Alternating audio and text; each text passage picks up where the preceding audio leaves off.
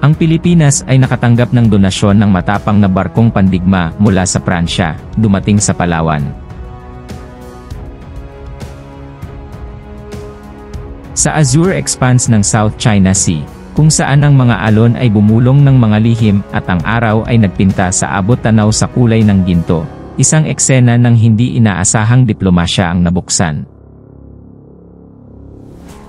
Ito ay isang ordinaryong araw sa baybayin ng Palawan, isang hiyas sa kapuluan ng Pilipinas, hanggang sa isang makinis na silweta ang lumitaw sa abot tanaw, na naghihiwa sa tubig ng may biyaya at layunin. Ang pagdating ng barkong pandigma ng Pransya, ang FS Vendmiaire, ay naging sanhi ng pag-alog ng mga dila, at pag-aabang ng mga puso. Ang balita ng pagdating ng French vessel, ay kumalat na parang apoy sa buong isla. Nagtipon ng mga tao sa baybayin, ang kanilang mga mata ay nagliliwanag sa pag-usisa at pananabik. Para sa mga residente ng Palawan, isang bihirang panoorin ang masaksihan ang isang dayuhang barkong pandigma na dumaong sa kanilang karagatan, lalo pa ang isang sasakyang dagat na kasing prestihiyoso ng Vendmiaire. Habang papalapit ang barko, ang watawat nito ay bumubulusok ng buong kapurihan sa simoy ng dagat, nakaramdam ng pagkamangha sa mga nanonood. Ang Vendmiaire ay isang kakilakilabot na tanawin. Ang makinis na katawan nito ay kumikinang sa sikat ng araw, isang simbolo ng lakas ng hukbong dagat ng Pransya. Gayunpaman, sa ilalim ng kahangahangang panlabas nito, ay nakalatag ang isang bikon ng pag-asa at mabuting kalooban. Sa dalampasigan ng Palawan, nakahanda ang mga kinatawan mula sa hukbong dagat ng Pilipinas na salubungin ang kanilang mga katapat na Pranses. Kabilang sa kanila ay si Kapitan Diego Cruz, isang batikang opisyal na kilala sa kanyang hindi natitinag na dedikasyon sa kanyang bansa, at sa kanyang pangako sa pagbuo ng mga internasyonal na pakikipagsosyo. Nang huminto ang Vendmiaire, si Kapitan Cruz at ang kanyang delegasyon ay lumapit sa barko, ang kanilang mga puso ay puno ng pag-asa.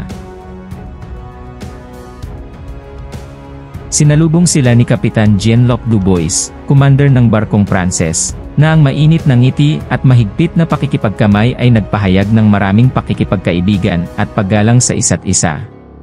Maligayang pagdating sa Palawan, Kapitan Dubois, sabi ni Kapitan Cruz, ang boses nito ay may bahid ng tunay na mabuting pakikitungo. Kami ay pinarangalan sa iyong presensya dito ngayon. Binalikan ni Kapitan Dubois ang kilos na may isang tango ng pagpapahalaga.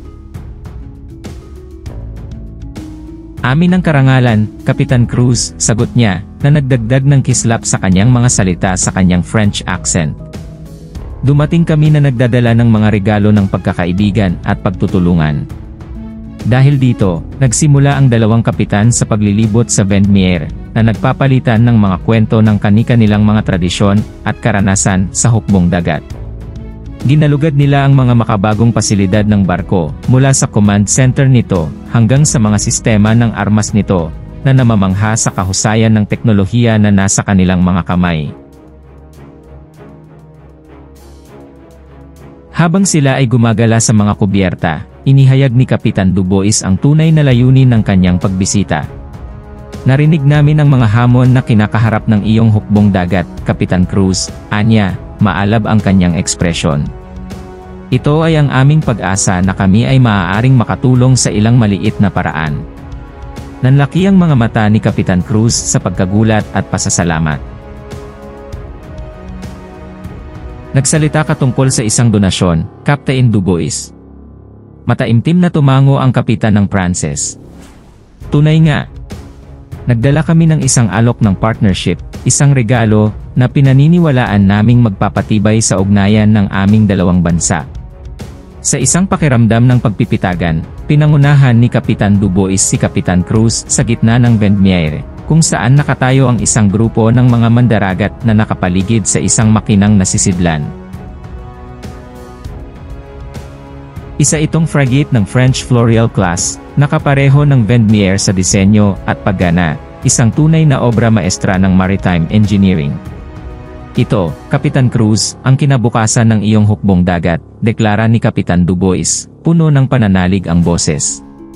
Ang FS Vendmier ay sayo na mag-utos, isang simbolo ng aming pangako sa seguridad at kaunlaran ng iyong bansa. Si Kapitan Cruz ay hindi nakaimik, ang kanyang puso ay namamaga sa pagmamalaki at pasasalamat. Ang makatanggap ng gayong napakagandang donasyon mula sa isang dayuhang kaalyado ay higit sa anumang naisip niya. Nang may luha sa kanyang mga mata, bumaling siya kay Kapitan Dubois at nag-alok ng isang taos-pusong yakap, isang tahimik na kilos ng pasasalamat na higit sa wika at kultura. Sa mga sumunod na araw, naging saksi ang mga taga-Palawan sa isang makasaysayang sandali ng pagkakaisa at pagkakaibigan. Ang paglipat ng FS Vendmier sa hukbong dagat ng Pilipinas ay ipinagdiwang ng may karangyaan at seremonya, isang patunay sa walang hanggang ugnayang umiral sa pagitan ng France at Pilipinas.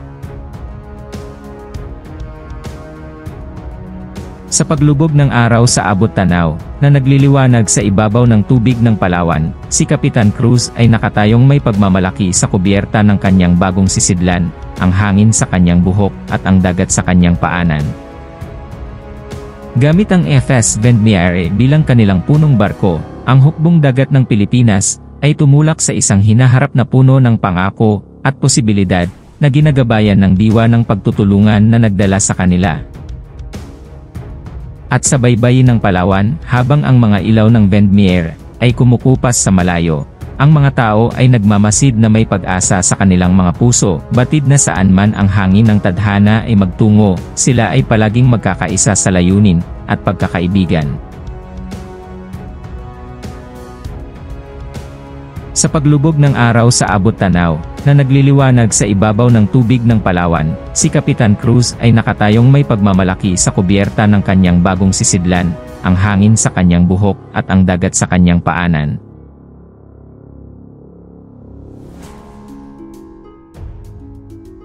Gamit ang FS Vendmier bilang kanilang punong barko, ang hukbong dagat ng Pilipinas ay tumulak sa isang hinaharap na puno ng pangako at posibilidad na ginagabayan ng diwa ng pagtutulungan na nagdala sa kanila.